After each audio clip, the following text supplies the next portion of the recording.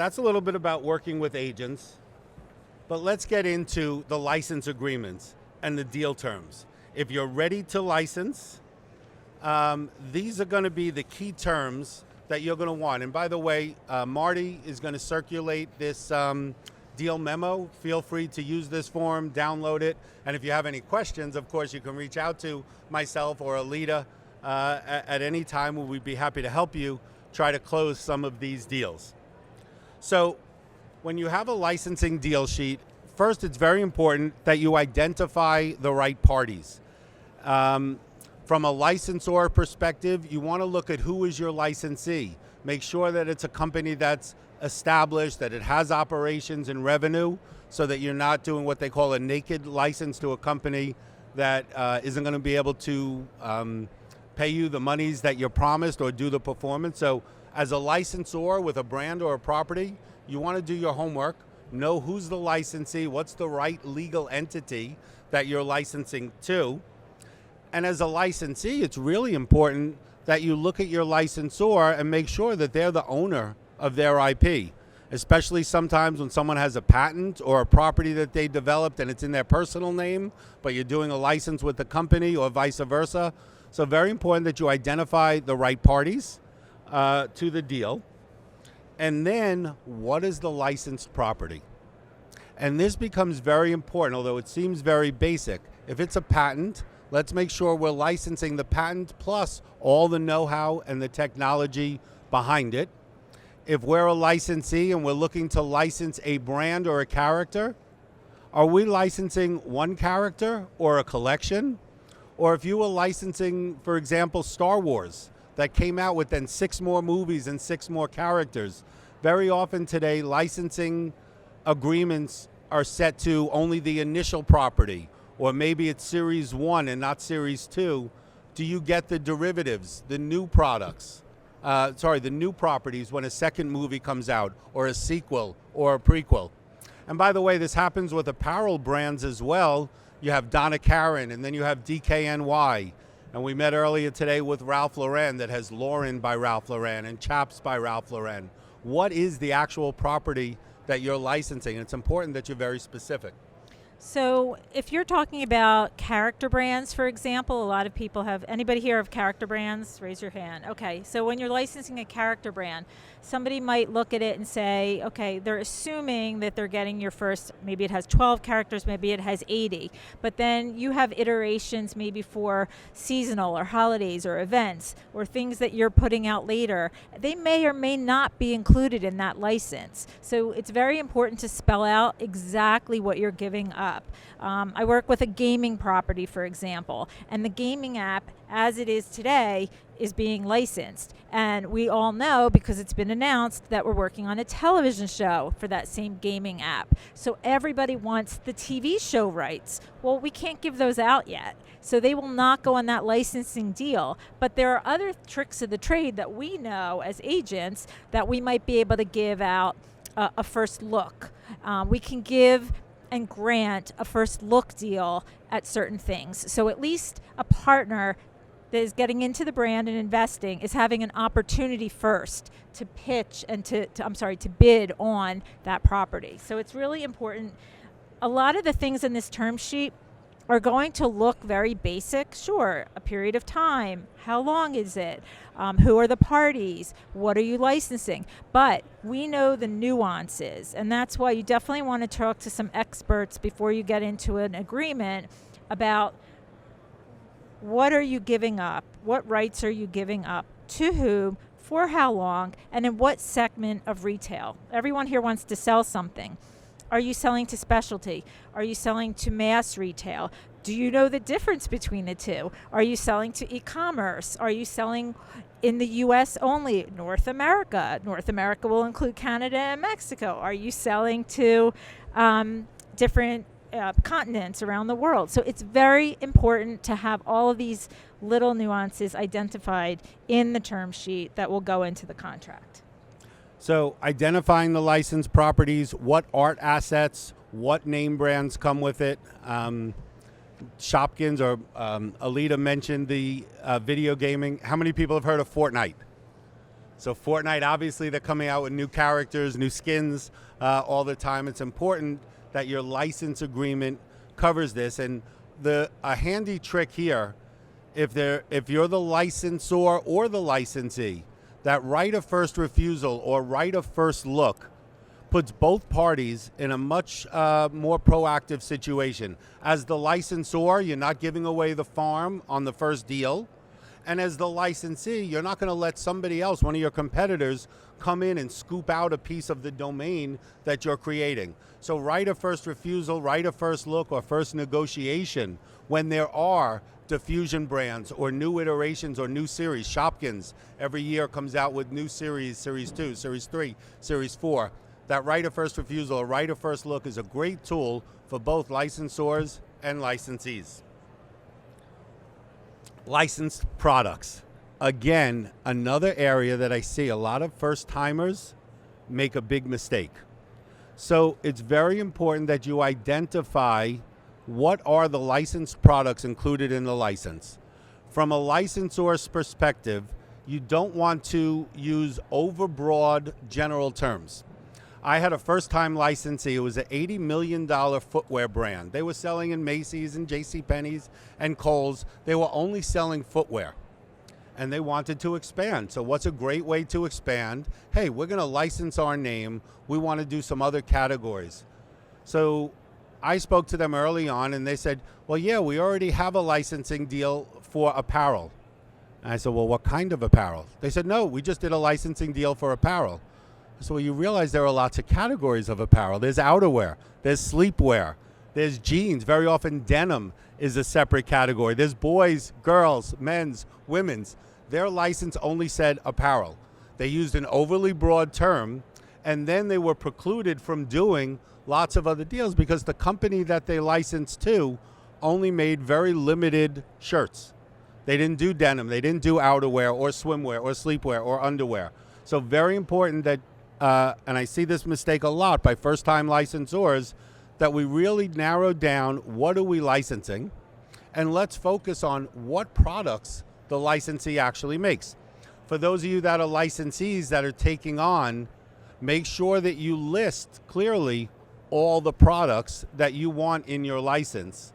Don't just necessarily assume. We had a licensee recently that we did social stationery and we did pens and pencils in their license. We didn't name the pouches that they hold the pens and pencils in, or some of the hardcover notebooks and things like that. So you want to be specific and list all of those products, even if it's a list of 8, 10, 15, 20 different items. Another reason to make sure that you're being really specific is you might get so excited that you get a licensee. Maybe you have a brand and you get someone to make all of your toys, and you just want to have them make everything for you, and you can see they make lots of different products. But you have to be really careful, because what happens if your property blows up and all of a sudden one day Hasbro maybe is not your toy licensee, you have someone else, but then they want to make a Monopoly version of your game. Well, if you just locked up your toy license forever and ever with a licensee exclusively, you might not be able to make that game. So you want to have certain provisions, and we know that you can have provisions where that the licensee might have a first look, a review to see if they can agree that you can go and license this. One really popular toy company now, we all know that went public, is Funko.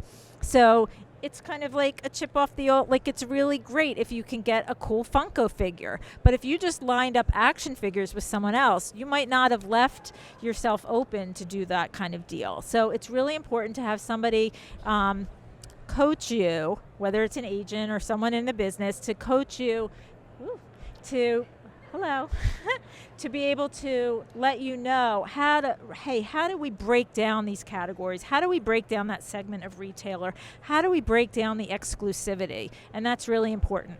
And I think Alita hit on a key word right at the end there, exclusivity. So as a licensor, you have a little bit less risk using overbroad terms when it's a non-exclusive license, but you're also going to get less dollars and cents when it's a non-exclusive license. So that exclusivity, guarantees and commitments that we're going to talk about, there's also a balance with that. So very important from a licensor perspective that you keep it narrow enough. From a licensee perspective, make sure you get all of your products in there, including the products that you might look to add in the future. And again, write a first edition will be very helpful as you go forward. Exclusivity. If you take one thing out of today's lecture, licensors, do not do an exclusive license that does not have guarantees or minimum commitments. I'm going to repeat it. Licensors, do not grant an exclusive license that does not have guarantees or minimum commitments, because I've seen it time and time again. Licensee is very excited about the property. They make lots of promises. You sign an exclusive license for 2 years or 3 years. Oh, we're going to get to it. We have this other big project for Target first. We have this other big project. We're going to get to it. There's been a management change. Now the new management isn't as excited as the old management. And all of a sudden you have your property locked up for 2 years and there's nothing you can do about it.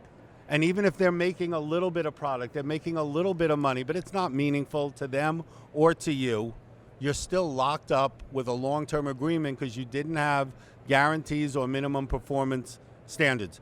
Now, licensees, I know you all want an exclusive license, and you just told me, warn the licensors, you're not going to sign a deal without guarantees or minimum commitments. So as a licensee, how do you solve that problem without overcommitting? You can do it on a graduated scale, or I'm going to give you a trick in a few minutes, how to use guaranteed minimum sales as a performance standard instead of guaranteed minimum royalties. But we're going to get to that in a couple of minutes. But exclusivity, spelling it out, is very important in the license. We also talk about marketing and on-shelf date. So really, you can hold your licensee, if you're a licensor, you can hold them to a commitment that they must, pardon me? That they must get to take that property, whatever it is, to certain trade shows, or that they have certain marketing dollar commitments. So there's a lot of things that you can do. So you'll be able to say to them, well, are you taking this to the toy show? Are you taking this to the gift show?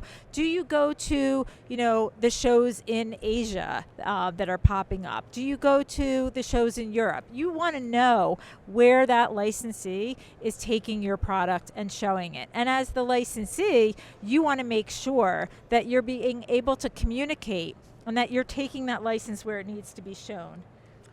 So Alita brought up a very important point about trade shows, channels of distribution. She mentioned Asia. So the next key factor that you want to negotiate is the license territory. So licensors, let's look at where do they actually sell. You don't want to grant a worldwide license when the company only sells in the USA and Canada, or if they only sell in the USA, we don't even want Canada in a North American license. Let's identify the territory. Let's be specific. Where do they sell? And the channels of distribution. This is a great way for licensors to slice up your licensing pie.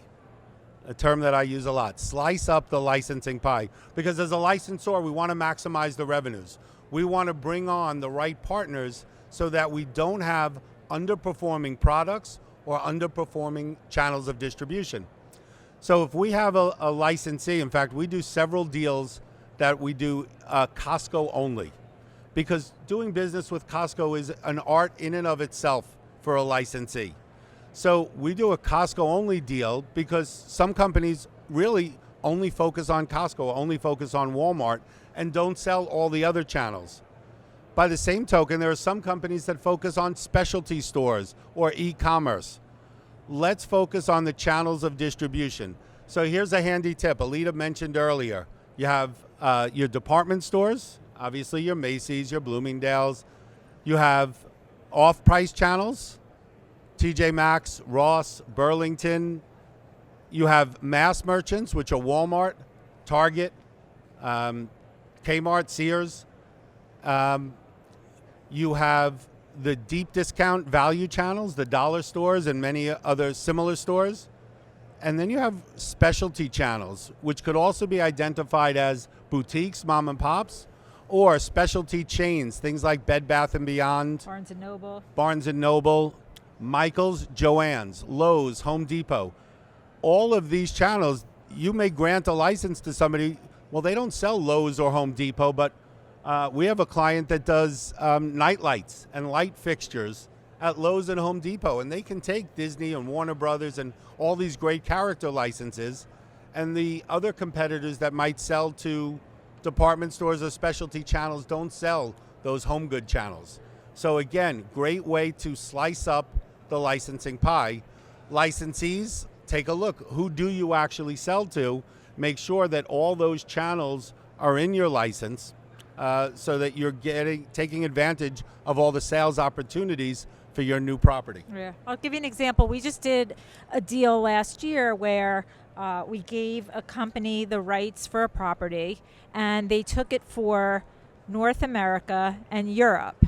And as time went on, they acquired a company.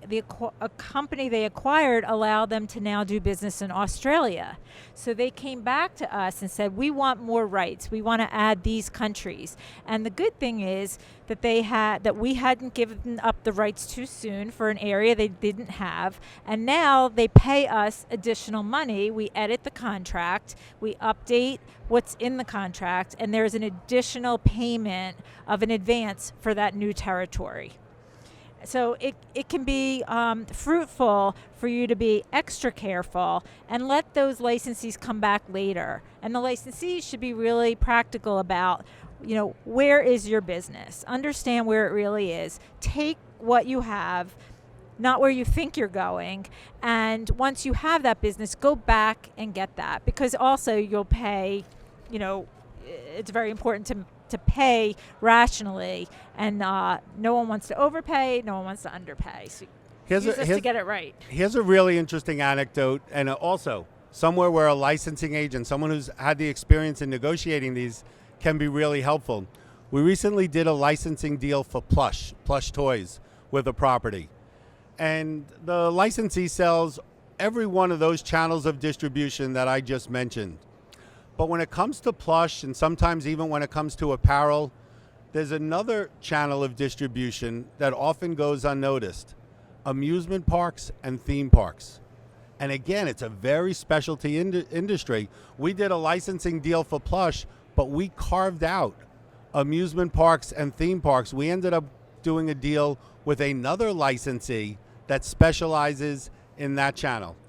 And amusement parks and theme parks create a whole new area of revenue, a new opportunity for licensors that are looking to maximize, especially with character properties and sometimes custom properties. Another channel of distribution that's really interesting is something called resort and name droppers. If there are any artists in the room that have created unique art, there's a whole industry of companies that print t-shirts and sweatshirts and then drop in the names of the cities or the beaches. Again, completely additional channel of distribution, and forms a great opportunity for licensors to expand their property. The last thing I want to talk about on channels of distribution, because the licensing term sheet reminds you, you have the approved channels. You may also want restricted channels. You may not want your brand in Walmart, or you may not want your brand at Dollar General. And it's very important to spell out in the license not only where they're allowed to sell, sometimes spell out where they're not allowed to sell, and especially with higher end brands that don't necessarily want to be in certain channels of distribution. And that's a huge brand strategy, and I have a lot of experience with that, where we only wanted to keep certain things in the specialty market. And when we extended more licensees and we weren't ready yet to have them go into a wider distribution, we worked out by giving them an additional time on their license. So maybe it was 2 years, we extended it at no charge to a third year, so it would make up for the time that they couldn't get it out into that retail distribution. So that's when I say, like, the tricks of the trade that we can help you work